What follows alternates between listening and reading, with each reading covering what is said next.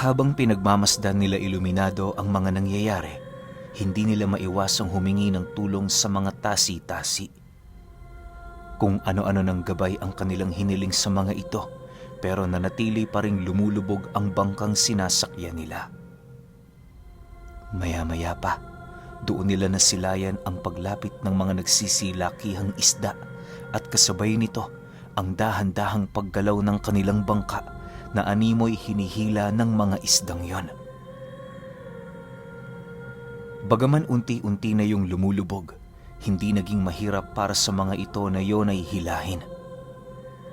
Sa pagpapatuloy ng kanilang pag-usad, doon nila nasilayan ang iilang mga sirena na nagmamasid. Ayon kay Iluminado, yon ang unang pagkakataon na makasilay siya ng sirena, kung kaya't labis naman niyang ikinatuwa ang makita ang mga ito. Habang nagmamasid siya, agaw pansin naman sa kanya ang mga buhok nitong animoy gawa sa mga buhay na waluwalong sawa. Noong una, inakala niyang pinaglalaroan lamang siya ng kanyang mga paningin, pero nang magawa na niyang malapitan ang isang sirena, mismong siya na ang nagkumpirma na tunay ngang sawa ang mga buhok ng nilalang na yon. Makalipas pa ang ilang minuto, mismong ang mga ito ang nagbukas ng lagusan patungong isla. Bago nila pinasok ang lagusang gawa sa tubig, mariin namang inabisuhan ng mga sirena na huwag ipagsabi ang tungkol sa pag-iral nila. Kami ang tagapagbantay ng isla. Sino man ang kinalulugda ng mga isdang ito, tinuturing naming kapatid. Humayo kayo at naway panatilihin nyo ang kaayusan sa lugar na inyong pupuntahan. Wika ng gumawa ng lagusan. Matapos naman yung marinig nila Iluminado, tumangulang naman sila bilang pagsang-ayon. Sa pagpasok nila sa loob ng lagusang yon, agad namang tumambad sa kanila ang napakagandang panahon ng isla. Sa pagdating nila sa dalampasigan nito, halos hindi naman siya makapaniwala sa kadahilanang yon ang unang pagkakataon na masipat niya ang kabuuan nito na nasa ganoong estado ng panahon. Habang binabagtas nila ang daan, sumalubong sa kanila ang mga batang tasi-tasi na naglalaro sa dalampasigan. Sa murang edad ng mga ito, hindi maipagkakaila ni Iluminado ang mga tanga nitong mutya na animoy nagsisilbing pangkaraniwang proteksyon para sa kanilang mga sarili. Maya-maya pa, nang marating na nila ang tribo ng mga tasi-tasi, bumungad sa kanila ang pinuno nito na maiging pinapangalagaan ang ibong umusbong sa liryo. Magandang umaga sa inyo. Ikinagagalak ng aming tribo ang inyong pagbisita. Ano man ang nais nyo rito, huwag kayong mahiyang ilahad.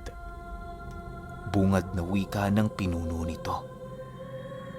Matapos nitong makapagsalita, agad naman itong kinamayan si Iluminado at kasabay nito ang pagwika nito ng, Puod ang pangalan ko. Ikapang 178 pinuno ng tribo. Dahil sa sinabi nito, hindi naman maiwasang magulat ni Iluminado sa kadahilanang alam niya sa kanyang sarili na sa oras na binanggit ng pinuno ng mga tasi-tasi ang pangalan nito, labis na sila nitong pinagkakatiwalaan kagaya ng pagtitiwala nito sa kanyang mga katribo. Sa paglipad ng hawak nitong ibong umusbong sa liryo, yun naman ang nagsilbi niyang hudyat para sumagot dito ng, Maraming salamat sa inyong pagtitiwala. Naparito kami, dala-dala ang 2 uri ng balita. Hindi malabong magkaroon ng panibagong digmaan sa aming mundo. Ang pangkat ni Bienvenido, malapit nang dumating sa baryo. Matapos namang marinig nito ang kanyang sinabi, bahagya naman yung napatahimik na parabang kilala na nito ang nilalang na kanyang binabanggit.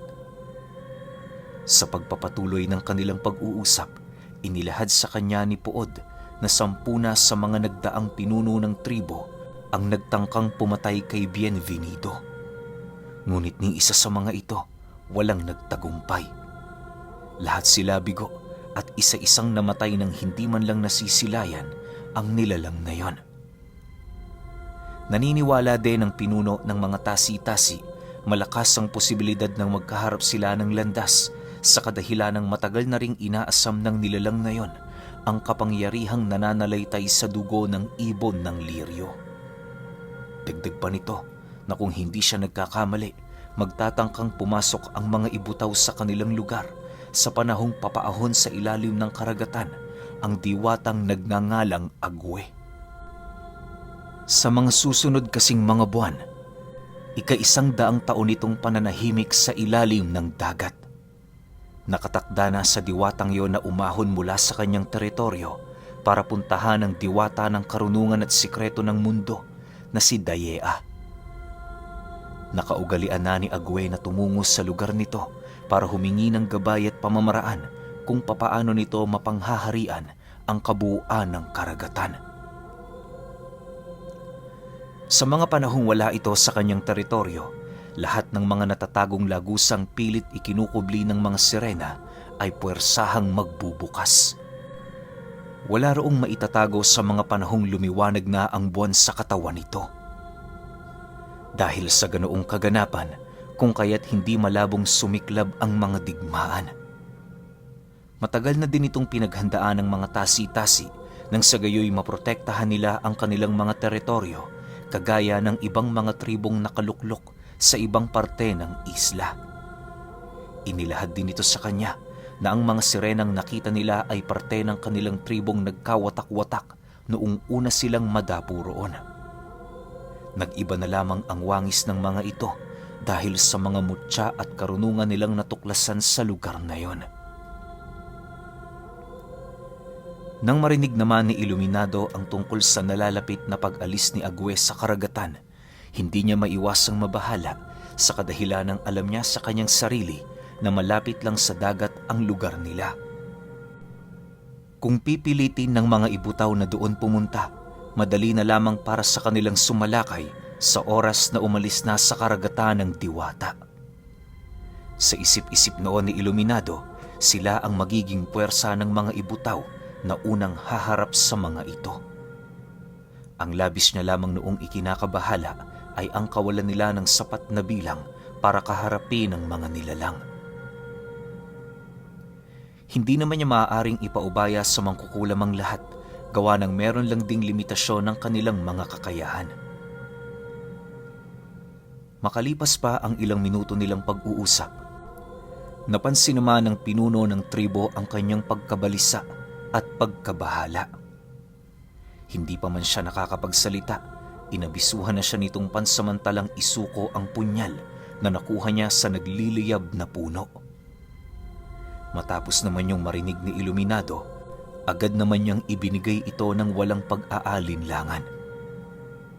Ayon sa pinuno ng mga tasi-tasi, hindi sa kanya nakatadhana ang punyal na yon sa kadahilanang tinatangan lamang ito ng pinakamalalakas na mandirigma ng kanilang tribo. Bagaman nakuha niya yon ng walang nangyayaring masama sa kanya, hindi yun nangangahulugan na siya na ang may-ari sa gamit. Dagdag pa nito, maaaring kaya hindi pumaloob sa kanyang sistema ang sumpa ay dahil sa gininto ang sinulid na nananalaytay sa kanyang katawan. Matapos naman yung marinig ni Iluminado, hindi na siya umasa pang maibabalik sa kanya ang punyal. Hindi pangkaraniwan sa mundo niyo magkaroon ng ganito kalakas na sandata. Tanging ang mga mahuhusay lamang at mga dalubhasa sa larangang ito ang pinahihintulutan na magkaroon ng ganito kalakas na gamit. Kung anghel ang gabay mo, may posibilidad na maitago mo ito. Pagpapaliwanag ng pinuno. Kasabay ng paglahad nito sa kanya ng mga bagay na yon, ay ang pagpapakita naman ito ng iilang mga individual na nagtatangan ng mga hindi pangkaraniwang sandata. Doon na silayan ni Iluminado ang iilang mga kalalakihan na higit na mas malakas kung ikukumpara sa kanya. Sa kasamaang palad, bigo niyang maaninag ang mga pagmumukha nito, gawa ng pilit ikinukubli ng kanilang mga karunungan ang kanilang mga pagkakakilanlan. Matapos niya yung masilayan, doon niya napagtanto na hindi nga siya karapat-dapat na magtangan. Bagaman yun na lamang ang kanyang armas na inaasahan, wala siyang magagawa kundi ipaubaya ang lahat ng naaayon sa pasya ng pinuno. Maya-maya pa, pagsilay niyang itinatago na ito ni Puod, napatitig na lamang siya sa lupa habang hindi umiimik. Kahit alam niyang tanggap niya ang pagsuko ng armas, hindi niya maipagkakailang may lungkot na nangingibabaw sa kanyang katauhan, lalo pat ilang buwan niya din yung pinangalagaan. Matapos ang mga pangyayaring yon, nagdesisyon na silang ibahin ang paksa ng kanilang pinag-uusapan. Sa pagsapit ng gabi, nanatili namang nasa labas sila iluminado at masayang pinagmamasda ng kalangitan. Habang nakaupo sila malapit sa may dalampasigan, doon na pag-usapan nila Amador ang tungkol sa kanilang buhay pagkatapos ng digmaan. Ayon sa kanyang kaibigan, huwag siyang mag-isip na mag-iisa na lamang siya pagkatapos ng kaguluhang yon, sapagkat nangako na itong mananatili sa kanyang tabi hanggang wakas. Dagdag pa ni Amador, wala na din siyang ibang mapupuntahan kung kaya't lubos niyang ikagagalak kung magsasama sila ni Iluminado hanggang sa kanilang pagtanda. Hindi naman siya nito pinigilang gumawa ng sarili niyang pamilya, basta ang mahalaga, magkasama pa rin sila. Nangako din yun sa kanya, magsisilbi itong mabuting gabay para sa mga uusbong niyang supling sa hinaharap. Sa kanilang pag-uusap, kahit papaano napanatag naman ng husto ang kanyang sarili. Para kay Iluminado, sapat na ang kanyang mga narinig upang hindi na alalahanin ang mga mangyayari sa mga susunod pang taon. Ang kinakailangan na lamang nilang pagtuunan ng pansin ay ang pagwawakas ng digmaang maaaring maganap sa isla ng mga tasi-tasi. Hindi nila ipinagsasawalang bahala ang tungkol doon, lalo pat naroon sa isla ang hinahanap ng pinuno ng mga ibutaw. Makalipas ang 1 linggo, nagdesisyon na sila Iluminado na bumalik sa mundo ng mga tao. Kagaya ng nakagawian, ginamit nila ang talon bilang lagusan.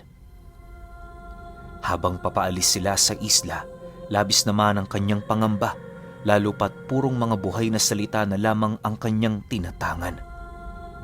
Marami mang iniwang pangako ang pinuno nito sa kanya, hindi siya roon dumidepende sa kadahilan ng hindi sa lahat ng pagkakataon tutugon yon sa kanyang pagtawag. Mas mainam pa rin na may pinanghahawakan siya sa kanyang sarili, lalo pat buhay at kamatayan ang nakataya sa mga panahong may mga mangyayaring hindi nila inaasahan. Sa paglubog ng kanyang ulo sa tubig, agad naman niyang naramdaman ang paghatak ng lagusan. Habang binabaybay niya ang daan pabalik sa orihinal niyang mundo, hindi niya maiwasang makasilay ng mga pangitaing pabigla-bigla na lamang pumapasok sa kanyang wisyo. Lumipas pa ang ilang minuto, laking gulat na lamang niya nang masipat niya si Alvaro na merong iniaabot sa kanya. Pagkuha niya sa bagay na yon, bumungad sa kanya ang isang santo na halos kasing liit lamang ng pirasong barya. Dali-dali niya yung inilagay sa kanyang bulsa upang hindi niya ito mawala. Sa pag-ahon niya sa tubig, doon bumungad sa kanila ng mangkukulam ang galit na dagat. Hindi na din nila gaanong masilayan ng paligid gawa ng masyado ng mababa ang ulap. Napakatindi din ng pagbuhos ng ulan na halos ikalunod na nila ito. Habang patuloy silang palutang-lutang sa laot, aminado silang hindi na nila alam ang kanilang gagawin. Maya-maya pa, sa kabutihang palad, napansin nila ang mga sirik ng lumba-lumba na papalapit sa kanila. Yon ang nagsisilbi nilang bangka hanggang sa ligtas na silang makarating sa dalampasigan. Ayon kay Iluminado, na dahil sa layo ng kanilang napuntahan, umaga na silang nakarating sa tabing dagat. Wala namang nakakita noon sa kanila, gawa ng hindi pa naman sumasapit ang bukang liwayway, kasalukuyan na silang nagpapahinga sa kanyang bahay. Sa pagsapit ng umaga, minabuti naman nilang magpahinga para naman kahit papaano mabawi ang lakas nila. Kinahapunan paggising nila iluminado, agad naman silang naghanda ng kanilang makakain. Bagaman pagod na pagod silang umuwi noong umaga, hindi nila nakaligtaan ang manghuhuli ng isda. Habang abala sila sa kanilang ginagawa, doon nila napag-usapan ang mga bagay-bagay na kinakailangan nilang gawin. Ayon sa mangkukulam, hanggat hindi pa sumasapit ang buwan ng pag-alis ni Agwe, kinakailangan na nilang maghanda para sa pagdating ng kanilang mga bisita. Inabisuhan din siya nitong iwasang magpakakampante, lalo pat hindi nila alam kung anong araw sasapit ang pag-atake. Dagdag pa nito, masyadong tuso ang mga ibutaw kapag nakikipagdigma. Gagamitin nila ang anumang kahinaan ng kanilang mga kalaban para lamang makalamang. Yon ang isa sa mga rason kung bakit nagawa nitong malipol ang kanilang pangkat sa kabila ng mga lakas nitong tinatangan. Matapos naman niyang marinig ang sinabi nito, muli na naman siyang naalerto. Sa isip-isip noon ni Iluminado, araw na lamang ang bibilangin bago umalis ang diwata ng karagatan sa dome nito. Kinakailangan nilang malaman ang eksaktong araw ng pag-alis nito nang sa gayoy magawa nilang makapaghanda kahit papaano. Nang marinig naman yon ni Amador, inilahad nito sa kanya ang mga senyales bago umalis ang diwata. Gabi lilisanin ni Agwe ang kanyang domi. Sa umaga bagong nakatakda niyang paglisan, magsasalubong ang araw at buwan sa kalangitan. Magkakaroon ng kaguluhan sa kalupaan. Lilitaw ang mga masasama at masisindak lahat ng taong nakikipaglaban para sa kabutihan. Hindi mo ba ito natatandaan? Huwag kang mag-alala. Ipapaalala ko sa iyo ang mga bagay-bagay. Paglalahad sa kanya ni Amador. Nang marinig naman niya ang sinabi nito, doon pa lamang nanumbalik sa kanyang wisyo ang mga bagay na inilahad ng pinuno ng tribo. Sa isang iglap, naramdaman niya ang kakaibang lamig sa kanyang bulsa na siyang naging sanhi upang dukutin niya ang nilalaman nito. Paghawak niya sa isang maliit na santo, nanumbalik sa kanyang wisyo ang mga bagay na inilahad sa kanya ni Alvaro. Matapos niyang maalala ang lahat-lahat, wala naman siyang nagawa kundi ang sumang-ayon kay Amador. Pagsilay naman ng mangkukulam sa kanyang hawak, bigla naman yung natigilan sa kadahilan ng hindi nito mawari kung saan niya nakita ang bagay na yon.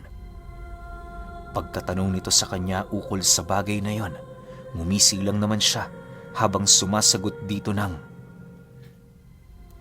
"Kay Alvaro, malaki na siya. Malawak na din ang karunungan pagdating sa lihim na aral. Natatakot ako para sa kanya. Baka kasi yun na din ang aming huling pagkikita." Dahil sa kanyang sinabi, bigla namang natigilan sa pagsasalita ang kaibigan niya. Imbis na magtanong pa ito ukol sa kaibigan ni Iluminado, nagdesisyon yung ilahad na lamang sa kanya ang tungkol sa santong ibinigay nito. Ayon kay Amador, maituturing na mutya ang santong yon sa kadahilan ng binuhay ito ni Alvaro. Kung hindi siya nagkakamali, marami yung tangang abilidad na bibihira lamang masilayan sa isang gamit.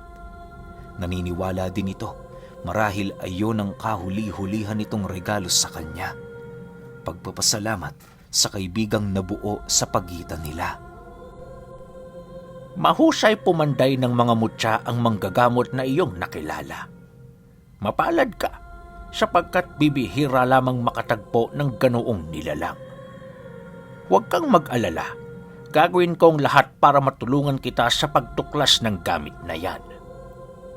Wika ni Amador matapos nitong masilayan ang santo na nakuha niya sa kanyang bulsa. Matapos ang kanilang pag-uusap, minabuti nilang maglibot-libot sa baryo upang mapakiramdaman ang buong paligid. Parte din yon ng kanilang paghahanda nang sa gayoy malaman nila ang mga ordinaryo at mga kaaway na kasama nilang naninirahan sa lugar.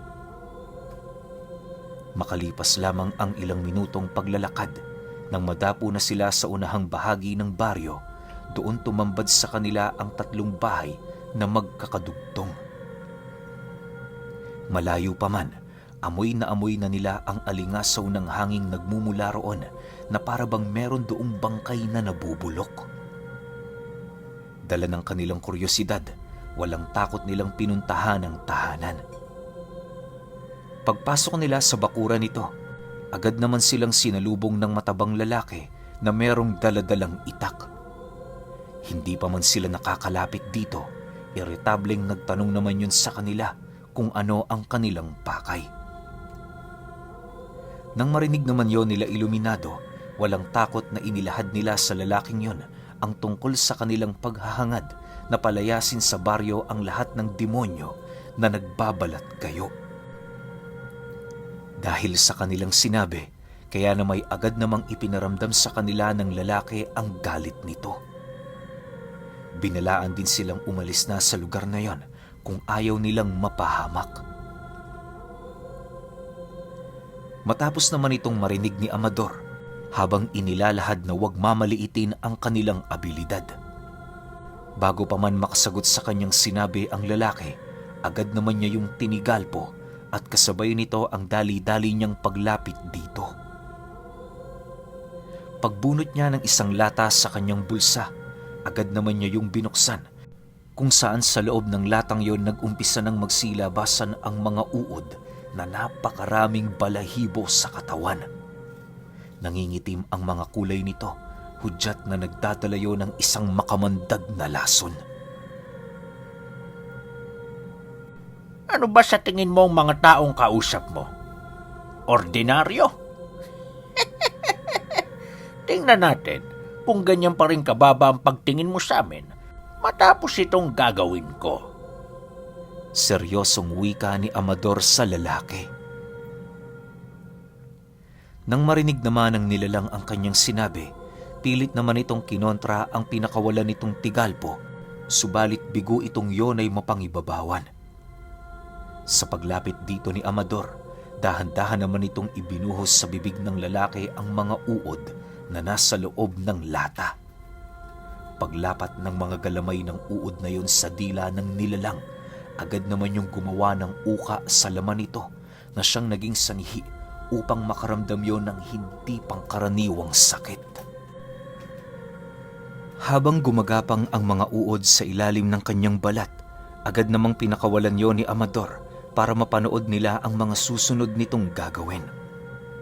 Dahil sa hindi maipaliwanag na nararamdaman ng nilalang, kung kaya't wala na itong nagawa kundi ang magsisisigaw habang tumatakbo paikot ng kanilang pamamahay.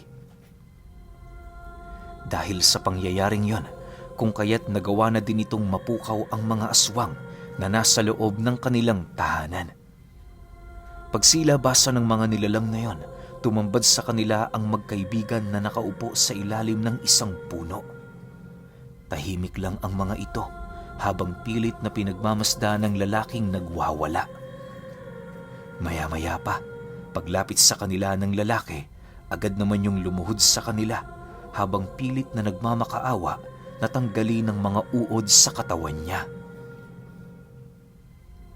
Matapos naman yung marinig ni Amador, ngumisi lang naman ito habang sumasagot ng, Pasensya ka na, kaibigan. Wala na akong magagawa dyan. Sa oras na nakatikim ng laman ng mga uod na yan, hindi na yan titigil. Wala akong puder sa kanila para mag-utos. Maging ako man, hindi nila ako kinikilala bilang Panginoon. Nang marinig naman yon ng lalaki, pilit naman siya nitong sinunggaban sa pagnanasang makapaghiganti sa kanya. Subalit, bago pa man yon magawa ng lalaki, bigla na lamang yung natigilan nang maramdaman ito ang pagsuot ng uod sa kanyang puso. Ramdam na ramdam ni Amador ang nangyayari sa lalaking yon, gawa ng nasa kanya ang kontrol ng uod. Hindi naglaon nang makaina ng mga ito ang kalahati ng puso ng aswang, bigla namang bumagsak sa lupa ang nilalang na nakadilat ang mga mata. Hindi na rin yon humihinga, hudyat na wala na yung buhay. Sa pagbalik ng katahimikan sa paligid, purong mga pag-aangil ng mga kamag-anak nito ang kanilang narinig. Okay, nako po. Mukhang ipit na naman sila iluminado sa sitwasyon na to Pero sige, para hindi tayo mabitin yung 11 tsaka finale, magkasunod kong i-upload. Tama kayo ng narinig. Tapos na yung series natin na to. Ang bilis, no? Hindi ko na-expect na ganun kabilis kasi inaasahan ko meron pa siyang makikita pero wala Sige, sunod na natin yung 11 para hindi kayo mabitin. Yun lang. Salamat.